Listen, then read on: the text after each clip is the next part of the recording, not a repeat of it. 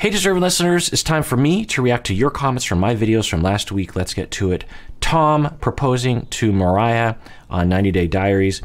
Jennifer says, this is a very cool thing to see. A woman who assesses a proposal and what lifestyle changes occur when you marry. Right. So I think I reacted in that way as well, that it's nice to see someone on the show who doesn't rush into something but also doesn't throw it away if they want to retain it. So I think, Tom proposed to Mariah. Mariah said no, but maybe one day. And she was really sorry for rejecting him. And Tom was very loving in his response to her. And we don't always see that on this show. We often see people rushing in. Not that that's inherently a problem, but not always the wisest action, as we've seen with some people on the show who get divorced soon after. Not that there's anything hugely wrong with that, but when there are kids involved, like with Jimena, I'm guessing she wishes she could go back in time and maybe date Mike to see if he's a good match for her, but not introduce him to the kids, because now the kids are suffering from that loss as well. My dog is barking. Sui Generis, who has one of the best names on YouTube. You can't get engaged to someone without meeting their kids in person. Plus, that's just insane to me. This is why Memphis and Hamza's story is so weird. Memphis got married to Hamza and pregnant with his kid before his kids even laid eyes on him. Right. Well, it's hard to know what will happen with Memphis and Hamza, and there are different ways of looking at this. Obviously, it would be prudent for someone in Memphis's position to spend some time, maybe years really, dating Hamza and then after a certain amount of time, when Memphis starts to think, oh, this might actually last a long time, invite Hamza over as a friend, have a picnic or something, have the kids interact with Hamza, see how Hamza interacts with the kids, let that period go by for a year or two or something, and then start to consider marriage at that point, because there's so many things that could go wrong.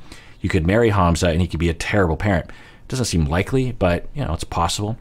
Or you could marry someone like Hamza who is quite young, mid-20s, and doesn't really understand what he's getting into as a stepfather. And then, so you would want him to know what he's getting into, meet the kids, and Hamza might meet the kids and go, oh, this is a lot more responsibility than I think I'm ready for. And so anyway, is it inherently dysfunctional or problematic or doomed to fail to rush into marriage as Memphis has done? Not necessarily, for sure, but with something like that, it seems like you'd want to have more data. But, that's just me. And apparently a lot of commenters, including Sui Generis. Danielle and Mohammed video. Isabella says, I understand Danielle's pain, but she needs to stop. She needs a lot of therapy and self-healing. What she's doing is so unhealthy and creepy. Yeah, agreed. But I'm glad, Isabella, that you can see the pain for Danielle, because I think it's pretty clear, but her behavior needs to stop for sure. Love is Blind, Shane and Natalie's wedding. Danielle says, I've been waiting for Kirk's reaction to this wedding for a long time. I really appreciate Natalie's kindness and her active listening of Shane. She has a good heart and a wonderful way with words despite her sarcastic moments. I think Shane deserves a really great therapist because he's clearly a caring guy who is struggling with the things we all struggle with when we have no self-worth. Healing is possible. Yeah, Danielle, I agree with you wholeheartedly. Abigail says, thank you so much for the beautiful work you put out into the world, Dr. Honda. I watched another therapist do a reaction video on YouTube to Love is Blind, and I was shocked by how mean he was to the cast members. This was a licensed therapist. Thank you for staying true to your values with this important work and not getting swept in the current of bashing people for the likes. Your work is a gem and has helped me tremendously both personally and professionally. I'm a counselor. I'm upping my Patreon support as soon as I get out of my financial hole from a financially disastrous first job post-grad school. I thankfully have a better job now. Well, Abigail, so much to say. First off, thanks for the nice comment by the way, if you do leave a nice comment, I probably will see it, but I don't always react, but I do appreciate it deeply. So really. So that's nice of you, Abigail. And then you also say that you watched another therapist do a reaction video, a licensed therapist like myself, and you were shocked by how mean he was to the cast members. Yeah, that does not surprise me at all. I want to represent my field well. I want people to trust therapists. I want to provide a professional and compassionate and theoretically sound perspective as I watch these videos or whatever I'm doing professionally on the internet. However, and because I want people to trust therapists, I want, you know, there's often a lot of misconceptions and myths about who therapists are and what we do and the way that we operate. And so I want to humanize us, and I want us to be seen as scientifically evidence-based, but also with a heart. And I feel like I represent a good chunk of my profession. I know that I do. I have a lot of colleagues who, you know, think similarly to me, and I think that, you know, our vibes would be in line. However, I have met and know and have supervised, frankly, and had bosses, supervisors myself, who were highly judgmental and had dubious takes on psychology and their clients. They would, behind the scenes, make fun of their own clients. They would have harmful nicknames. They would, when in case consultations, and honestly, it's kind of more the norm than it is the exception. I mean, this is just anecdotal, but I've been in a lot of case consultation meetings where you have 10, 20 therapists on equal footing. Maybe there's a supervisor in the room, but the supervisor is kind of just a guide to the conversation. They're not really like a boss in that situation. And everyone is presenting a case, everyone's talking about a case, and I can't tell you how many times I would be biting my tongue because I want to blurt out to everyone in the room that they're therapists. They're not supposed to be talking this way about their clients. But because I was just a lower employee, or I had no social standing, I cowardly just, you know, in a coward manner, just didn't say anything. Is it cowardly? I don't know. But I would, even when I had power, sometimes I wouldn't say anything because it's such a dominant way of talking, and you might not get any support from anyone around you. You'll just be labeled the party pooper and the person, you know, because the way that they would see it potentially is like I'm not allowing them to have their voice, or as therapists to vent about their feelings about a client, or that I'm an outsider or I'm judging them all quietly or something, and I kind of was. But so when I hear about someone telling me that they watch another therapist like me on YouTube reacting to Love is Blind and being mean to cast members, like I said, it just doesn't surprise me. It's very disappointing. And when I see that sort of thing, I wonder, why did you get into this field? And sometimes it looks like they got into the field because they want to feel superior and they want to have a degree and language so that it will make their judgment and attacks and superior and sense of superiority even more pronounced and more powerful. It's one thing as a layperson to say, you're a jerk face. It's another thing to be a clinician and be able to diagnose someone, right? To say with authority that that person is a problem.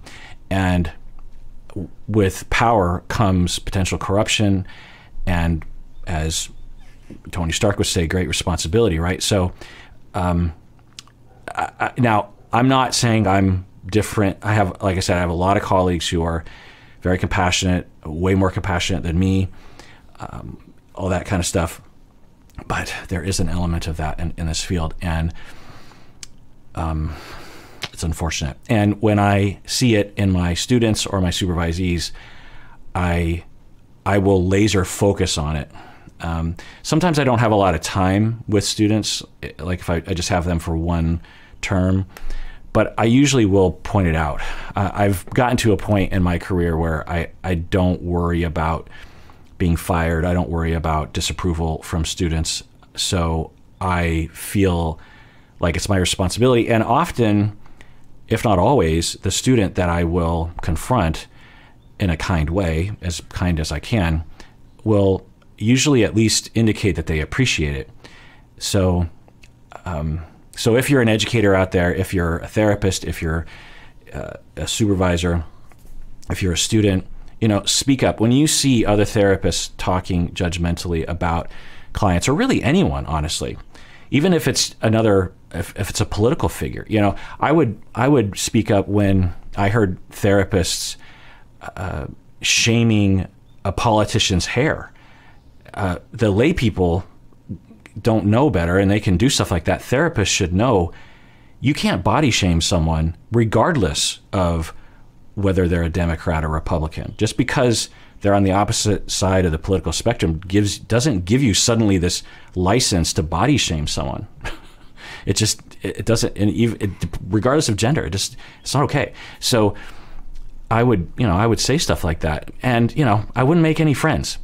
Like, I was seemingly the lone person in the room, seemingly defending a monster. But, and what I would say is you can absolutely disagree with their policies. You can criticize them for their values and their point of view. You can scrutinize and judge their statements and their behaviors, but that you can't body shame, that kind of stuff. Anyway, so you have to speak up. And also, I guess, beware of other content providers, I suppose, who might not be putting out the best information. Imagine a big part of it, honestly, is imagine if one of his clients had a similar issue as one of the cast members on Love is Blind and saw him as a therapist being mean or judgmental or critical or something to that cast member. The client watching the content would be harmed, or there would be a risk there. So, I mean, just that alone is you could potentially call it unethical. It's upsetting. I mean, it's upsetting that anyone would be judgmental of the cast members. And I think I've dipped into judgment as well, which I am not proud of. But it's upsetting that anyone would be that, particularly a therapist, right? It's like, you're supposed to know better. You're not supposed to fake empathy, but the thing that I would always tell people is when you truly understand people accurately, you can't help but to have compassion for them, because accurately having an accurate conceptualization of someone usually involves understanding the factors that led to their defenses and their personality flaws today. That it's not their fault. You don't have to excuse them, and you can hold them responsible. If someone murders, someone watches a bunch of violence growing up and is abused, and then they go out and murder someone, it doesn't mean that you don't chastise that behavior or have a legal criminal system that, imprisons that person for the murder that they committed. But when you understand people accurately, because it does come from that trauma, it provokes compassion, even for the murderer. And it doesn't mean that you let them off the hook, but it means that you, I think, have an accurate representation of what's happening.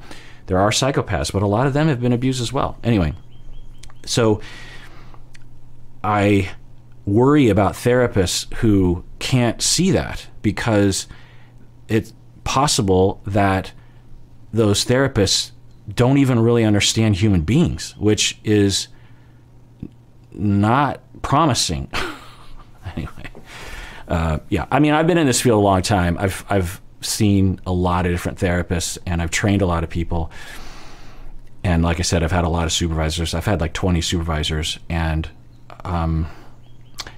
yeah, there's a wide range of types of humans and capacity for compassion in my field, and it's upsetting to see. You would just think like in fact, when I entered the field, I had that naive notion. I think it's a reasonable notion that all therapists were, more mature, balanced, compassionate, caring, smart individuals, and I quickly discovered that was not true. One of my very first supervisors was abusive, not self-aware, had seemingly no compassion for anyone, and I was rudely awakened to reality, and it took me a while to adjust. I thought it must be my fault. Actually, I blamed myself for weeks and maybe even years. I don't know, but looking back, you know, it was clear that it wasn't me.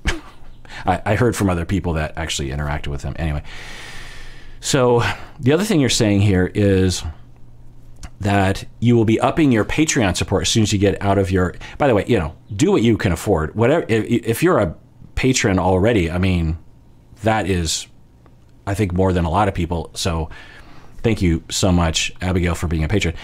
The other thing you're saying is that you got a financially disastrous first job after grad school. Yeah, I mean, you probably have student loans as well. And counseling therapist jobs often pay pretty low when you get hired at an agency or something like that. It doesn't mean that that's the end of the road, you know, but I understand where you're coming from for sure. So yeah, but thanks for being a patron. That's a big deal for me, Abigail. Love is Blind, Shake interrupting Shane video. Someone, I don't know what the name was, but they said, would you consider reacting to the new Netflix show, The Ultimatum? I'm only a few episodes in, and I keep finding myself wondering, what would Dr. Honda say about this TV show? Yeah, I've been getting a lot of emails. I have this kind of general sense of like, when I get this amount of emails or comments or this sort of thing, then I'm like, okay, let's do it. If I just get one or two, then I think, well, you know, I can't watch everything that people want me to watch. But I've been getting a lot of requests to watch The Ultimatum. And I saw a preview, because they showed a preview at the end of Love is Blind. And I forget what the premise was, but I remember being like, huh, that sounds interesting. So yeah, I'll watch it. Lily says, they really didn't hold Shayna to the fire in the reunion about the BS she said to Shane to try to mess up their relationship. Agreed, Lily. I mean, I would think the one thing that you would ask any of the cast members would be immediately go to Shayna and go, what in the world was up with that conversation on the beach? Like, what was going on in your head? But to my memory, they didn't even ask her about it, right? Or they just glossed over it. And I just thought, what kind of reunion is this? Now, you know, it's a anyway, who knows what happened behind the scenes, but yeah, that was a little disappointing. TikTok reaction. So I've started, people suggested that I react to TikTok, and it's a little harder for me to do that because in terms of the tech side, I won't bore you with the details. It's a little harder anyway, but it was interesting to see, and I look forward to watching more, and I invite suggestions on what to watch on TikTok. All I did was just type in psychology, and it just fed me all that stuff, but I'm guessing there are other pockets and other keywords that I should be searching for. So TikTok videos. Grace says, if you're looking at TikToks, I'd love to hear your thoughts on the self-diagnosis content. I see a lot of people diagnosing themselves with ADHD, autism, and OCD. That's interesting. Yeah, I'll check that out.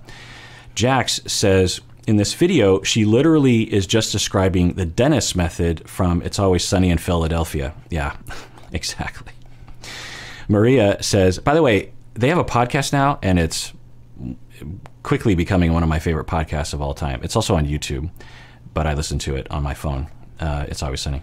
Maria says, I'm a face maker.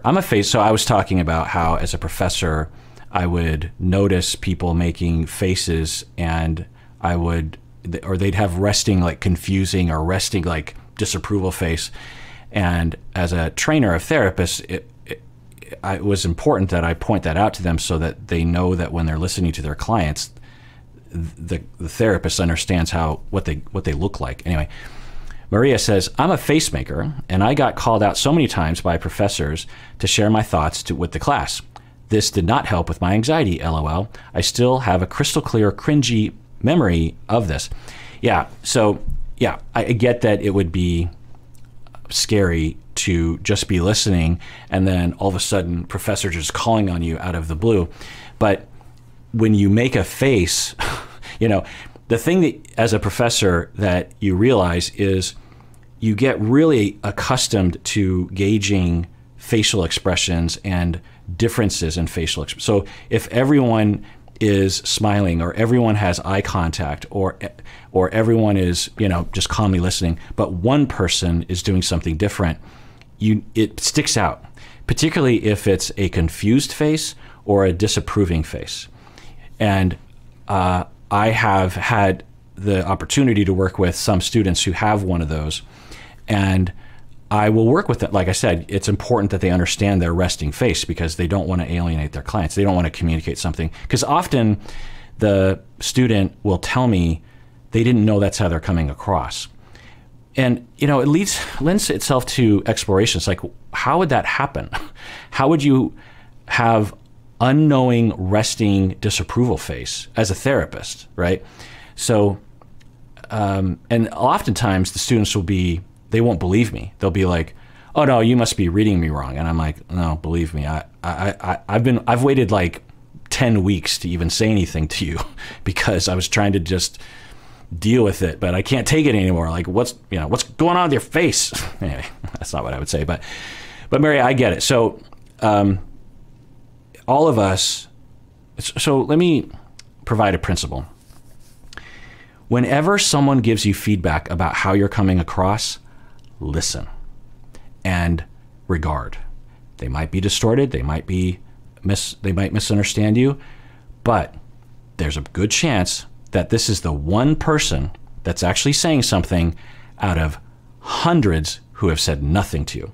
So if someone comes to you, even a partner of yours, and says, "That face is really disapproving," or "That face is very angry," or "That face is critical and I don't like that face."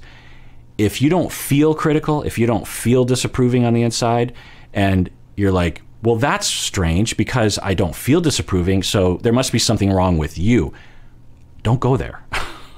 It's possible that the person giving you this feedback is distorted, but it's more likely that not only is it the one person who is actually pointing it out to you, but two, that one person might have waited a long time to even say anything to you about your face. It's so rare that we actually will get honest feedback about how we come across to people. So when you get it, hold on to it. It's so valuable. It is so valuable. This applies to all sorts, you know, in social situations, but also, again, as a therapist.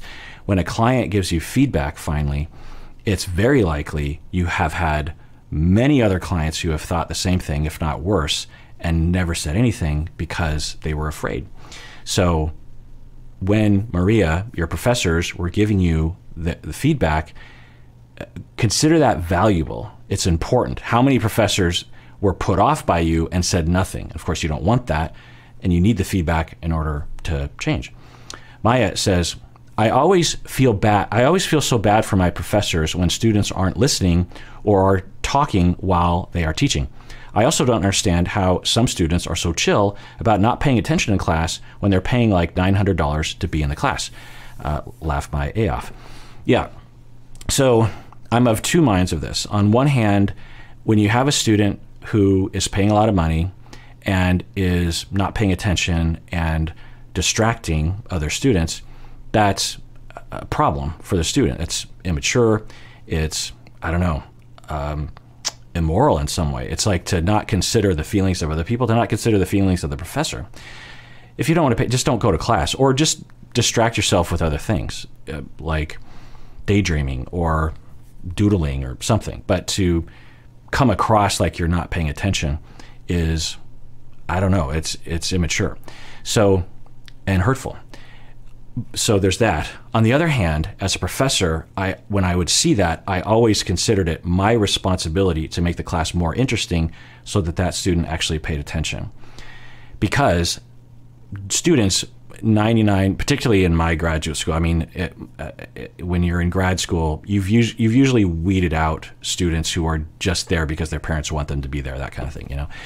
So, but I would occasionally see students that would be distracted or something, and it would kind of bother me and be hurtful, but I would immediately, when at my best, would say, well, I'm not being engaging enough, or I'm not teaching the right way, or I'm not teaching the right subject, or I'm being too wordy or something, or I don't have enough variety of teaching styles to mix up the class time.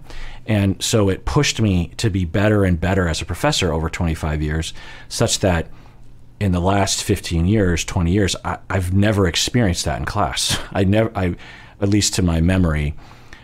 Now, some students might be looking at me and daydreaming or doodling when I think they're taking notes, perhaps, but I no longer get that, clearly that student is just like bored out of their mind kind of demeanor. So Jasmine says, the telling a lie when you're tired because it's easier. So I can't remember how I got on this subject, but I was talking about how we often will take the path of least resistance. So if it's easier to lie, we'll be motivated to do that. If it's easier to tell the truth, we'll be motivated to do that. But it depends on the context, is what I was saying. But Jasmine says, the telling a lie when you're tired because it's easier made me think of false criminal confessions. I and people always wonder why someone would confess to a crime that they didn't commit. But if you're tired, then you may just lie because it's easier. Absolutely. That's a huge element in false confessions, because you're tired, you're being interrogated, they're depriving you of food and water, they're emotionally abusing you, they're scaring you, and they keep telling you, if you just sign this confession, you can go home. Or if you sign this confession, we'll give you this hamburger. Or if you just sign this confession, I'll stop yelling at you. And it's just like, you just get tired and beat down and you just, okay, fine, I'll just say, yes, I did it. And they're like, yeah.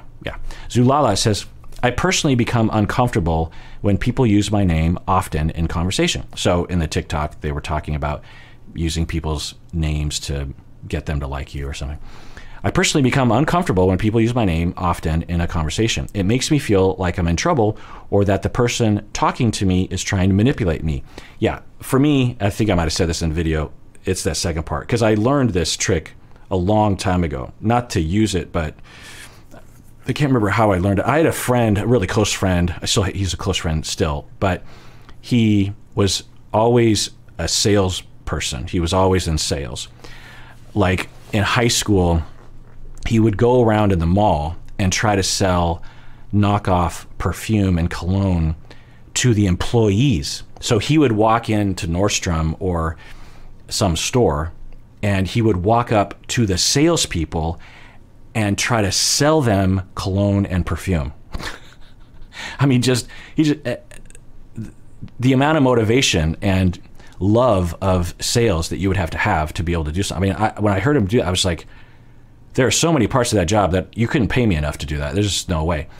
And he was paid on commission. He wasn't paid by the hour. And I just remember in his car, he always had this big box full of all this knockoff cologne and perfume. But so I learned from him, I think, a lot of these kind of, because he would tell me, because he would read a book or something, and one of the things I think he might have disclosed to me was to use someone's name. And I would start to detect that in salespeople. They say, oh, hello, sir, what's your name? Oh, Kirk. Well, Kirk, well, Kirk, I'm sure you're a man of refinement, and this, Kirk would look great with you, Kirk, and so for years and years and years, I am extremely sus of people who, is that the right word? Is that the right use of that term? I'm old. I'm extremely suspicious of people who will use my name frequently, even if they're not trying to manipulate me, but they often are. I mean, why would you say someone's name over and over and over again? Like, especially when, yeah, I know you're talking to me. You don't have to. And I hate this in movies. Like a classic example is Titanic. There's a supercut of every time they say Jack and April. And every time they do, I didn't notice it before, but I started noticing it over the last 10 or 20 years, that they write this into movies and TV shows. And I'm always like, why? There'll be two people in a room, and they might even be married, and they keep referring to each other by their name. No one does that. One, because it's weird and unnecessary. Two, we all if it's just you and me in a room and you say something with eye contact, I know you're talking to me. You don't have to use my name. The only reason why you'd use someone's name is to get their attention, right? Or if you're on the phone and you can't do eye contact and you're talking to 5 people, you have to say someone's name. Hey, John, da da da da. But if you're in a room and, you know, so yeah, anyway. Well, that was kind of a short video. Me and Stacy were in Disneyland earlier this week, and so we didn't have a lot of time to review what was happening. And incidentally, just behind the scenes was I wasn't able to watch 90 Day Fiancé last Sunday, and so because I was out of town, and we had all these TikTok videos, reaction videos at the ready to be posted at some point, and so we just posted all those along with Love is Blind, which I watched a while ago. And so that's why there were no 90 Day Fiancé reaction videos for a while, because I didn't make them until I got back from my vacation. And the vacation was great. I've been posting pictures, as y'all probably know by now, on YouTube of some of our experiences while we were gone. And it was fun. It was the first vacation that we've been on, me and Stacy, since before the pandemic. So 2 years. And it felt good. And it felt like a huge milestone, you know, to go on a plane, to go to the airport, to go in a hotel, and the Disneyland is, you know, there's thousands and thousands of people, to just be around all those people and to be like, is this okay? I mean, Omicron, is it over? I kept checking the stats. It's like, yeah. So, I mean, it wasn't like it was without risk, but it felt good for sure, but it also felt kind of scary, because you would hope that when you have that much contact with so many humans from around the world, that there would be no, I guess I just had this fantasy that at some point there would be no SARS-CoV-2 at all. But it looks like it's just sort of here to stay. And I'm not so worried about dying, but I'm worried about vectoring. I'm worried about long COVID. I'm worried about the anxiety. I think that's what I'm mostly worried about. Like, if I did get COVID, the fear that I would feel if I wasn't, I was like, what, am I going to have to go to the hospital? Am I going to have to be put on a ventilator? You know, it would stress me out. I don't want that. And I'm one of the few people, a lot of people in Seattle haven't gotten it yet, but I'm one of the few people in the world, I suppose, who never got it. And I'm of age, actually. I'm getting the 4th shot soon. So, but I don't know how effective it is. I'm rambling. Point is it was a great time. And we went on rides, and we ate out all the time. And it was nice weather in LA, as opposed to Seattle. Although Seattle's pretty nice weather this time of year, and it is now. It was relaxing, but also tiring at the same time. People in LA are nice. It was great to see friends and family. The Star Wars exhibits are there. Also, we went for 4 days. I've never done that before. I've been to Disneyland a number of times, but it was always just like one day, right? Because it's expensive. Those tickets are expensive. But we went, Umberto actually bought us both 4-day passes, and we went to California Adventure Disneyland for 4 days, and I'd never had the luxury of just fully exploring Disneyland.